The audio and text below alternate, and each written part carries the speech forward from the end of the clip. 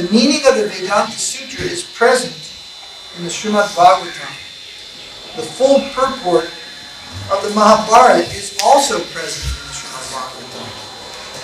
The commentary of the Gayatri mantra is also there in Srimad Bhagavatam and is fully expanded with all Vedic knowledge. So, to the Vedic knowledge, the culmination is in Srimad Bhagavatam. And the beginning of that is where? The culmination of the Vedic knowledge is in Srimad Bhagavatam. The culmination. Where is the beginning to be found? This is where it concludes. Where is the beginning to be found? The beginning is Om, the sound Om. This is called the Bija mantra. Om is the seed. And where does Om find its origin? So often, so often, people think of Om, they relate that to impersonalism. Om. The Mayavadis have, to some extent, and the Hindu-vadis, they have sort of captured Om. And they use it in all Hindu art and so many things. So sometimes devotees, they're thinking, this is for impersonal Brahman. But actually, Om originates in the flute of Krishna. Krishna, he plays his flute. The sound of Krishna's flute enters the ear of Brahma. Right or left? I forget. Right ear of Brahma. And then Brahma pronounces these 3-syllable Gayatri. Om. From Om, the Brahma Gayatri manifests. Brahma Gayatri. Om, Bhur, Bhuva, Sva. Like that. This mantra manifests. This is called the mother of the Vedas. First the seed in Om. Then it manifests more definitively and more fully. And that is called the mother. From Gayatri, Brahma Gayatri, then all the Vedas, Vedic knowledge has manifested. And then finally the Vedanta Sutra, and lastly the Srimad Bhagavatam. And how does Srimad Bhagavatam end? Remind me to mention that. So, they had to explain Vedanta Sutra in light of the full Gaudiya Siddhanta. And in doing so, they actually revealed in Jaipur at that time that Gaudiya Siddhanta is the full-fledged theistic religion. It is full-fledged theism, as never revealed before. Superior to that which was known to Shankar, which was known to Ramanuja, which was known to Madhva, Bhargava, Vishnu Swami, and all others. That was Sri Chaitanya Mahaprabhu descended to give. And along with his associates, that was the highest and most complete conception of theism. Theism means personal conception of God. So, anyone can say, a Mormon can say, our religion is the highest. And all those who believe in Mormonism, they will accept that. So, when a devotee is attracted to Krishna, and you tell him, Chaitanya Mahaprabhu's conception is the highest, he will say, yes, it is. But if somebody is a Sri Vaishnava, if somebody is a Madhvaita Vaishnava, they don't have that simple faith. And when you say, Chaitanya Dev's conception is the highest, they will look you square in the eye, and they will say, prove it. When they say prove it, they mean according to the scripture, and they actually prefer if you talk in Sanskrit. It becomes very challenging at that point. And generally, we're not so learned.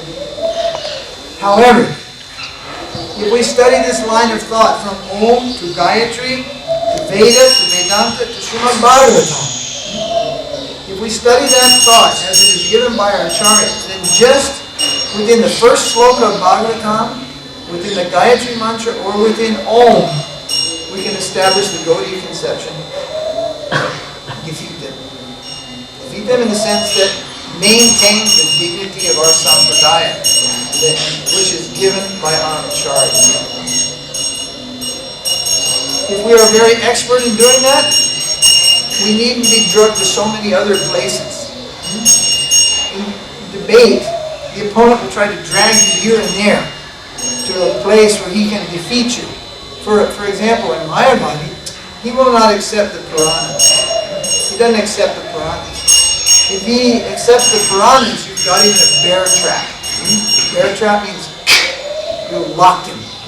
So they don't accept the Puranas. They will only deal with Vedanta and Upanishads. But once accepting Vedanta and Upanishads, they must also accept Gayatri. They must also accept Om. Actually, the Mayavadis, they try to avoid Om. Because throughout the Vedas, clear description of Om and Gayatri, these two things, is that these things are meant for worshiping the Supreme Personality of Godhead. They are not meant for impersonal Brahman at any stage. It is actually said that every syllable Gayatri means Vishnu or Krishna. Every single syllable. Bhur, Bhuva, and Swa are names of Krishna from Vishnu's Sahasranam. And Om throughout the Vedas is heralded as the representation of the seed form of the personality of Godhead, Radha and Krishna. So, knowing this, Shankaracharya, he just shifted a little to a secondary mantra called Tattvam Asi. Tattvam Asi. This is a secondary kind of mantra. Which place it came? It's there in the Sannyasa Upanishads in several places. There are 108 Upanishads. 17 of them are called the Sannyasa Upanishads. In these Upanishads, some secondary mantras are given. And this Tattvamasi. Tattvamasi means that I am of the nature of that. I am of the nature of that. That meaning the Supreme Brahman, Para Brahma. Shankaracharya saw some scope there. I am of the nature of that. I am that. And he just gave a little adjustment to the mantra, Tattvamasi. And he preferred Tattvamasi and not Om. When they come to Om, they'll be balked. There is too much evidence that Om is an emanation of the Supreme Personality of God. It is the seed form, bija form of Radha and Krishna. So they just leave that and they go to a secondary mantra which is meant to awaken the living entity's awareness of his nature as non-material substance. Living entities, they are also Brahman. Means they are made of transcendental substance. So I am of the nature of that. So like this, they have done so much mischief. But Madhvacharya, Ramanujacharya, they have dealt with Shankaracharya most severely. In this way, they have paved the way for Sri Chaitanya Mahaprabhu. Still at the time of Sri Chaitanya Mahaprabhu, so many Mayavadis were there. And even after that time, so many Mayavadis are there. They are pests. They're like flies. Pesky little flies. Simply creating disturbance in society. But primarily they were already dealt with. And Mahaprabhu dealt with them very, very quickly. In the case of Prakasananda Saraswati and Sarvabhauma Madhvacharya. So, actually Madhvacharya, Ramanuja, first Ramanuja, then Madhvacharya, they appeared to pave the way for Sri Chaitanya Mahaprabhu. They are actually performing service to Sri Chaitanya Dev by removing the impersonal calamity, the impersonal conception. So they are accepted in the Vaishnava school, whereas Shankaracharya is not accepted in the Vaishnava school. But he's also done a great service to Mahaprabhu. What did he do? He removed the Buddhistic conception, nihilistic conception, and he reestablished the Vedas as an authority. After Buddha, the Vedas were driven into obscurity. They were not accepted in any authorized circle of debate, of philosophy, and such. So Shankaracharya, by hook and by crook, he drove the Buddhists from India and he reestablished the Veda. That is his contribution. Ramanujacharya, he dismissed the impersonal conception and he established the worship of Lakshmi Narayana. And Madhvacharya, he further compounded that because in Ramanujacharya, there's a little gray area where you're not quite sure what mukti is. Because there's some aspect of still merging is there. It's a little unclear. What actually is mukti? Madhvacharya, he establishes that the Supreme Lord and the living entity are eternally individuals. There is no loss of identity or merging. But neither of these Vaishnava groups do they accept the full-fledged meaning of Srimad Bhagavatam. They accept Srimad Bhagavatam only partially. Inasmuch as it defeats the Mayavadis, they accept that. But fully, they don't accept that. And primarily, they maintain that Vishnu, Narayan, he's the Ashraya Tattva. He is the supreme shelter of all living beings. So in the most general way, we have no argument with that. Yes, Narayan is also Krishna. They'll say, yes, Krishna is also Narayan. So, just socially, okay, that's okay. They're Vaishnavas, and we accept that. But, if we come very close, we'll find that we're in conflict. We're in conflict then with them. And they will not accept that Krishna is actually the Supreme Personality of God. That Krishna is Stu Bhagavan Swayam. They give their own interpretation to this mantra. They don't accept it in that way. That Krishna is the source of all incarnation. Then, what to speak of? And so, what to speak of the position of Krishna's devotees. Now see, you're not just worshiping Krishna. First, you want us to accept Krishna. He's the Supreme Personality of Godhead. But actually you're worshiping Radha Krishna. We see this very clearly. It is apparent in your writing. It is apparent in your deities and all these things. So, how you will establish that? So, as we mentioned the other day, directly, Srimati Radharani's name, we don't find it in Srimad Bhagavatam. We have got capacity to read all the Sanskrit slokas. Directly, we don't see Radharani's name in Bhagavatam. So, then we'll be asked, but the Srimad Bhagavatam is the conclusion of theistic thought, and you are worshipping Radha Krishna, then surely Radharani must be in Bhagavatam. But we look, how many slokas? 18,000 slokas? Nothing. We don't find any name there. Radharani, Srimati Radharani, not there. So how do you establish your puja and your Bhagavad? You want to establish your Krishna, but we see along with your Krishna is Sri Radha. So how do you establish her?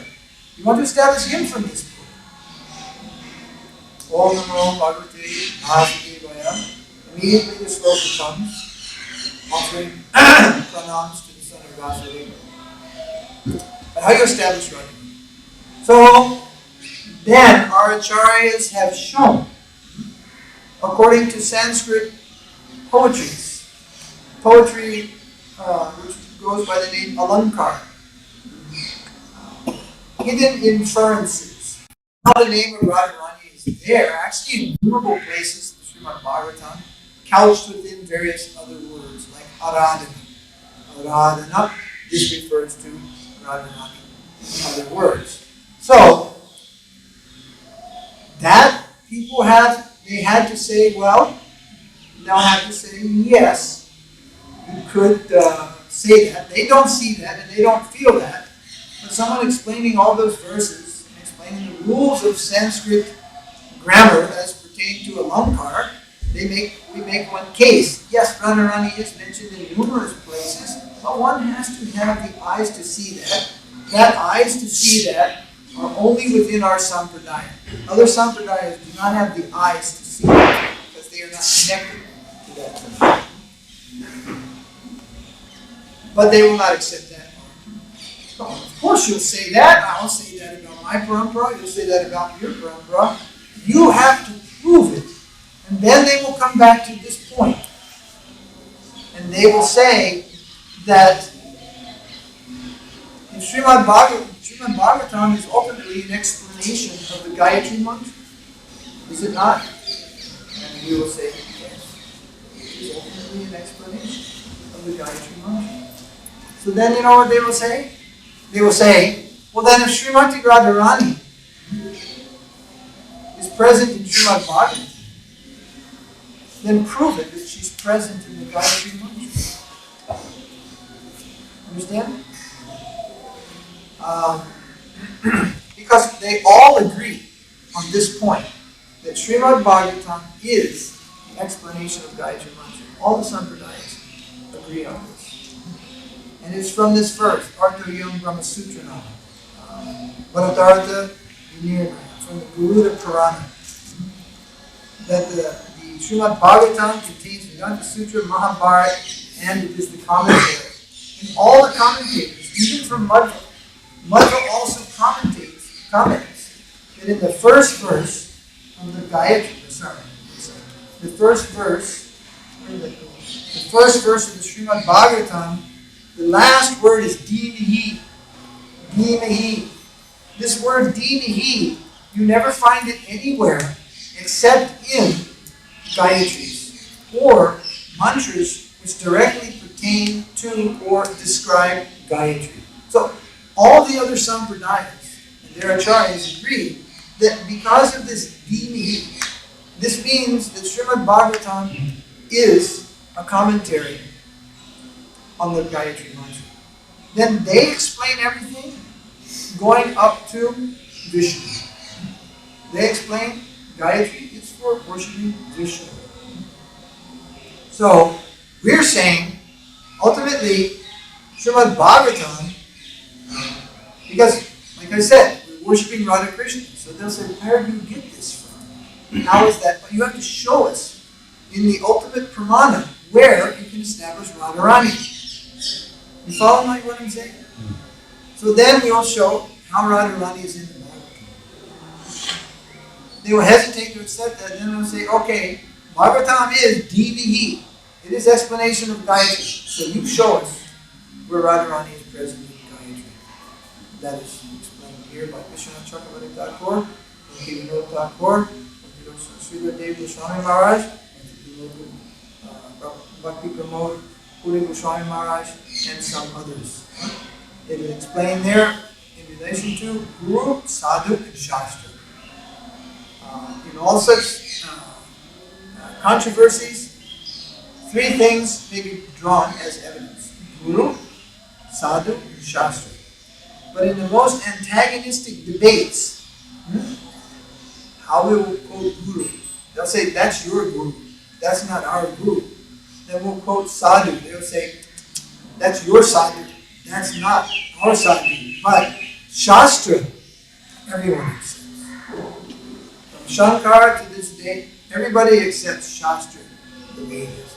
So that eternal truth is established throughout the Vedas. Throughout the Vedas. That the worship of Radha Krishna is ultimately the supreme occupation of all living beings. It is superior, actually, to the worship of Lakshmana. It is superior to the worship of Vishnu, or even Krishna alone. That is also not fancied by Mahaprabhu and his followers. So, then the end of the end, I mentioned, the end of the end. Bhagavatam is the end of theistic conception, or the highest conception. What is the end of the end? Nam Sankirtanam Yasya Sarva Papa Pranasana Karnamo Dukasanastam Namami Harimutram. Nama Sankirtan. This is the last word of Srimad Bhagavatam. last sloka of Bhagavatam says, now everything has been said. Now what you should do.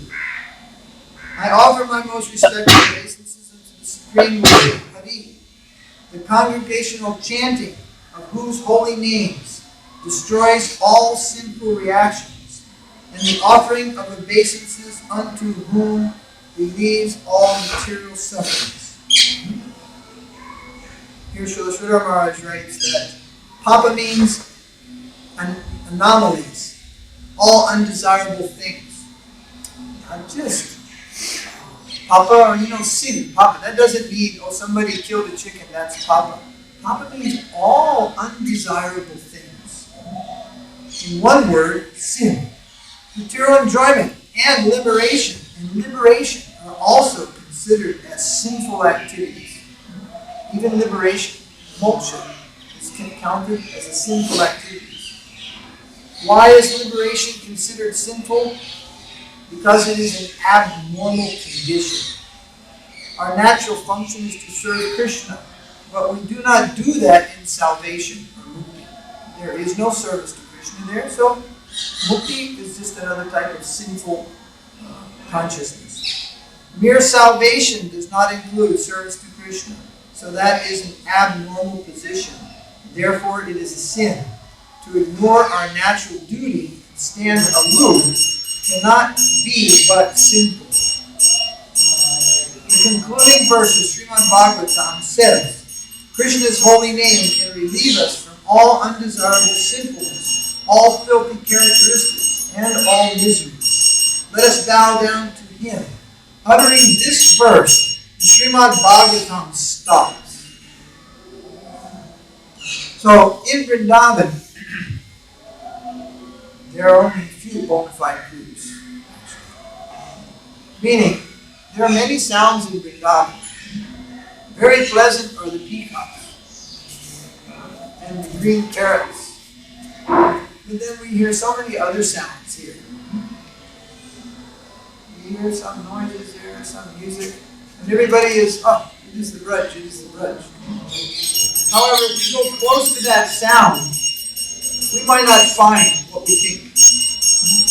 We may find something actually a verse to that which is very close to our own heart. That which is a verse to our divine conception of worshiping God. Actually, as I mentioned the other day, Vrindavan is the home of the Gaudiyas. It was revealed by Sri Chaitanya Mahaprabhu. Then Rupa, Sanatan, Raghunath Das, Sri Jiva, Gopal Bhatta, and Raghunath Bhatt Goswami, under the direct order of Mahaprabhu, they expanded the Vrindavan by revealing the numerous places of Krishna's pastimes. During the time of Mahaprabhu, the conversion of Prakasananda Saraswati, Sarvabhauma Bhattacharya, Ramananda Roy, the governor of over half of South India, came to become a personal servant of Chaitanya Mahaprabhu. Rupan Sanatan were ministers of Nawab Hussain Shah at Bengal. Jiva Goswami here preached to Akbar and so many kings of the region. The king of Jaipur came and surrendered to Sri Rupa, built that Govindaji temple. From the potency of Mahaprabhu and his immediate followers and their followers, in this period of time we call medieval India, the popularity of Vrindavan was unknown. It was totally hidden at that time. Some idea was there. The Ramanujas were saying Vrindavan is in South India. They don't know where, but they say it's in South India. And then, until the time of Mahaprabhu, this Vrindavan remained covered in unknown. After his time, the time of the Goswamis, they created, they brought Vrindavan to the vision of the world, the known world of India at the time. And they created,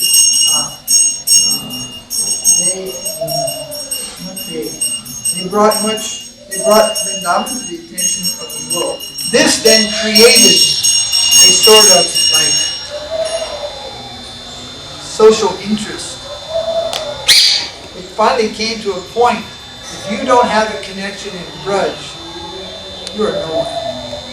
If you don't have a connection in Vrindavan, you are nowhere. In that mood, everybody started to come to Vrindavan from all over India. Every sampradaya, they began to come to Vrindavan because in Vrindavan there was a renaissance. And to get prestige along with that, they came to establish themselves here also. And they brought their many conceptions along with it. How do you have Ranganath here? We live in South India. We live in the island called Sridhar, Srirangapatnam, where the deity is 4,000 years old of Ranganath. And what is Ranganath doing? What's Ranganath doing here? Because 150, 200 years ago, to join in the prestige and the glory of Vrindavan, the Sri Vaishnavas came here and they leased a huge land from Gopinath G and they established their worship of Ranganath here. Actually, they have little to no business in Vrindavan. Their business in Vrindavan is very, very negligible. That is our Narayana. He has become a Krishna. He's playing. So they have some little interest there. But really, is that what Vrindavan is about? It's a place where Krishna came and simply he played? No, of course he played. What did he show us in that play? And who played along with him? His devotees. What type of devotees? What is their devotion? When we begin to inquire about this, then the Vaikuntha Bhaktas, they have no place here in that way. So it was not for their inner sadhana and development that they came here. Some minute connection because they're considering Krishna's incarnation of Brahma. They come. The real thing is they came for prestige. So many people came here to the Braj for prestige. And in this way, you can go door to door in this town, and knock on doors, and temple doors, and ask pujaris, do you know about Rupa Goswami? I say, where does he live? He has some hut here? I don't know if I met him. You'd be surprised. How many people in this town never even heard of Rupa Goswami? On this Mathura road, there's some mom, I forget, she used to live in the time of our Guru Maharaj, some mom. She doesn't know anything. There's another man out there by Krishna Bhagavan Temple, huge $1 million ashram, considers himself a Radha Bhav Bhakta. He couldn't even spell Rupa. What does people tell us what is Rupa? There's nothing of Lord Chaitanya. But he professes himself as a great Bhakta of Radharani. And because he has money just to copy, making simply deity of Radharani, deity of Radharani, deity of Radharani. There is no such authentic thing. We do not find actually such thing in the writings of the Goswamis. Such conception is not there in the teaching of Sri Chaitanya. So much concoction. And look, and you'll see that there is so much concoction. And there are so many social events here. They have nothing to do with Braj. There must be 1,000 weddings a year in this town. It's become a place for weddings, bombastic cinema music. Has nothing to do with the Braj. And when you go to all such weddings, and you look at all such social functions, and there is Rasa Leela dances going on, and all these things are going on, you don't see any Gaudiyas there. They are not participants in any of this, because none of that has got any relation to the eternal Braj. In the time of Srila Bhaktisiddhanta Saraswati Thakur, he came to create a second renaissance in Braj. He came and he created a revolution. Prior to his coming, none of the Babaji communities used to do Hare Krishna Kirtan. They only did jap, Mahamantra jap. They did not do Kirtan, Mahamantra. They did not do that. And all over Bengal, Orissa, and Vrindavan, they didn't do that. They only sung what's called Padavali Kirtans. Padavali means, you know what I'm saying? Songs of Narottam Das Thakur, they're singing the Leelas of Radha Govinda. They don't do Kirtan. Huh? Rasa Kirtan. Huh? And Saraswati said Rasa Vasa Kirtan. He rejected it wholesale. Wholesale. In his vision, they were all bogus. But he did not just go, they're all bogus. By seeing and hearing, no kirtan. What does that mean? The last sloka of Bhagavatam says, Nam Sankirtanam. Huh? Not just Ras Sankirtanam and all these things. So how you are a follower of the Bhagavat, which is the culmination of the Vedanta, which is the explanation of the Gayatri, which is the full-fledged form of the Om, how you are in the line of Mahaprabhu, and you don't do kirtan, Chaito Darpanam Arjanam, no purification of the heart. Huh?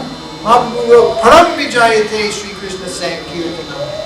Just twisting everything, doing no kirtan. He was so heavy in his preaching that in Vrindavan they closed the doors of the temples. And they did not allow his party to enter. Only one temple opened its door. It means original temples, Govinji, Gopinath, Madan Mohan, Radha Damodara, Radha Gokulananda, and Radha Shamasundar, and Radha Raman. These are the 7 main temples. Only one temple opened its doors, Radha Raman. The temple of Radha Raman opened its doors. And there are many Goswami families there. I forget his name. One of those Goswamis, big Goswami here, he came and he welcomes Saraswati Thakur with big mala. And then all the Sankirtan party, they got in the temple, and in that courtyard where you go, Srila Bhakti Siddhanta was dancing with his Sankirtan party in front of God. And on that day, as the day was going and some talks were given and things, he said, it is very wonderful that today I got the darshan of all the Thakurjis of Braj in one. I got darshan of Govindaji, Madhu Mohanji, Gopinathji, Shamsundarji, Gokulananda, Damodar, all in one, in Radha Raman. So, but others closed the door. They had many objections. What is chanting? He's taking Harinam in the street. This is not right. And look, he's got non-Brahmins wearing this thread. They're not Brahmin by birth. And they had heard, he is allowing them to touch Shaligram. And they had a list of complaints as long as your arm against Saraswati Thakur. But when he was finished with his mission, Harinam was in everybody's camp. Can you imagine? He defeated them so soundly that even the Sahajis, they had to start chanting Hare Krishna. Maybe they still did it in a Sahaji way, but they could not hide themselves anymore. They could not conceal the fact that they were bogus anymore unless they started doing non-sankirtan. They started. And once, Srila Bhakti Rasa Sridhar Goswami Maharaj, he wrote some poetry in Sanskrit. And what is the place? Not Kamba. Where did Rupa Goswami write the Bhakti Rasa Sridhar? Kadamba?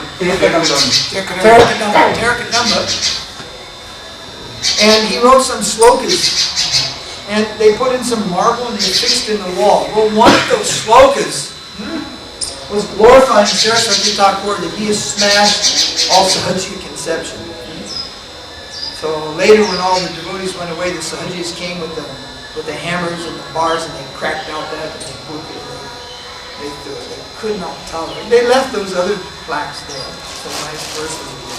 But that one, they couldn't tolerate. They were soundly, thoroughly defeated by Saraswati Thakur. But defeated does not mean they actually changed their conception. Many of them just went into hiding. And they did not surrender to any higher conception, proper conception. They simply went on with their self-deceiving business. But to some extent, he checked their public influence, how much they would deceive the public and cheat. And Gaudiya Math rose up all over Bengal, Orissa, Assam, UP, all the way up to Kurukshetra, and it became the dominant spiritual influence of its time. But in hiding, they keep these things going on. And They have cultured few disciples, a handful of disciples. They got a little bit of education. Now they're sending those disciples all around the world, here and there, on the internet. They're in Europe, they're in America, they're in France, they're in Australia. And again, they're preaching their same old business. What they were doing before the time of Bhakti Siddhanta. So,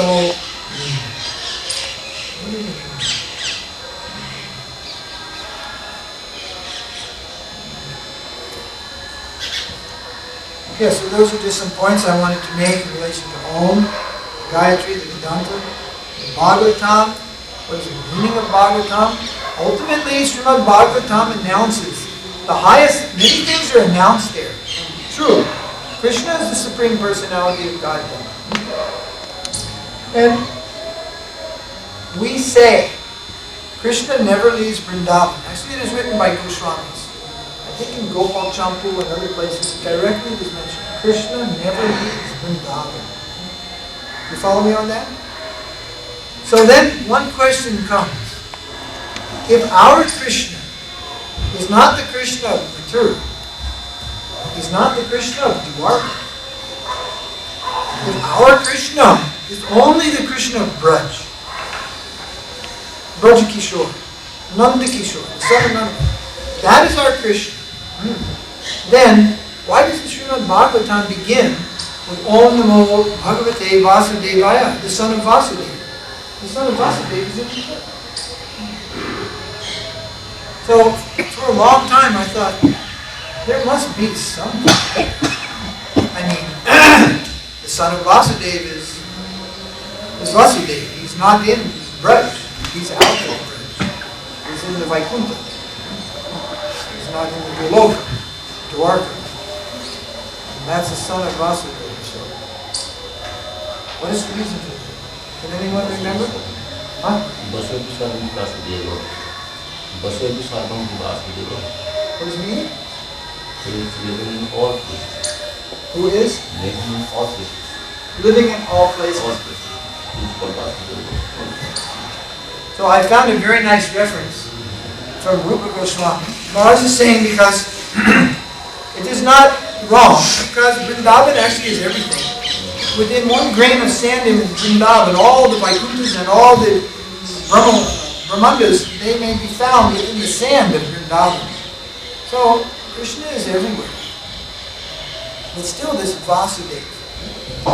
Then one day I found in Radha Krishna Gamadesh Devika, Rupa Goswami, he's describing the family of Krishna, his grandparents, residents of Braj, and it's a very nice, beautiful description.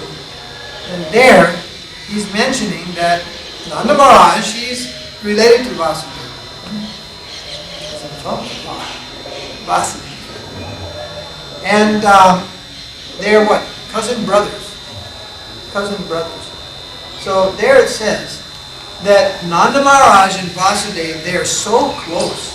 They are such bosom friends that Nanda Maharaj, he is also known as Vasudeva. So, that Om Namo Bhagavate Vasudevaya, that actually means the son of Nanda Maharaj. Not the son of Vasudeva. So,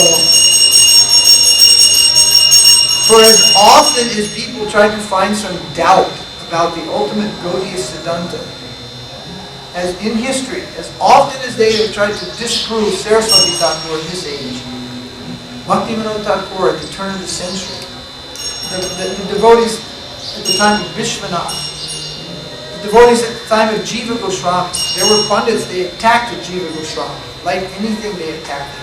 They also attacked him centuries later, and Vishwanath defended him. This business of finding new ways to attack Gaudiya Siddhanta, attack the conception of Mahaprabhu, attack the conception of the six Goswamis. It is going on and on. I'm telling you, they crack their heads to figure out how to crack our Siddhanta. They even send people within our sampradaya to study our books, even to take initiation, and to go back to the other sampradayas and tell what they've learned and try to put a screw into our conception. For as often as they do that, they are defeated again and again. Chaitanya Mahaprabhu is himself the Supreme Personality of Godhead. He is the embodiment of full theistic conception. He is the embodiment of Rasaraj, Mahabhav, Dvaika. He is the embodiment of both Radha and Krishna. And lastly, the Gayatri we say actually worships Srimad Mahaprabhu. The Gayatri mantra worships Mahaprabhu. And ultimately, Srimad Bhagavatam also heralds the position of Srimad Mahaprabhu and the advent of the Sankirtan movement for this dark age of Kali. So, even after accepting so much of that, there's a section they want to do smanana. Smanana means remembrance. They want to only think about the Leela of Krishna and do some japa. Japa is not Sankirtana. Sankirtana means in the group. They want to do smanana. If smanana was recommended as the process to achieve perfection and to enter into the eternal plane of Krishna consciousness, then the last thing the Bhagavatam would have said for the benefit of the world is Smaranam ki jaya. It would have recommended Smarana, but the Bhagavatam did not. And who is the Bhagavatam? The Bhagavatam is himself the personality of Godhead. Literary incarnation, personality of God. And his last word is Nam Sankirtan, chanting, congregational chanting of the holy names.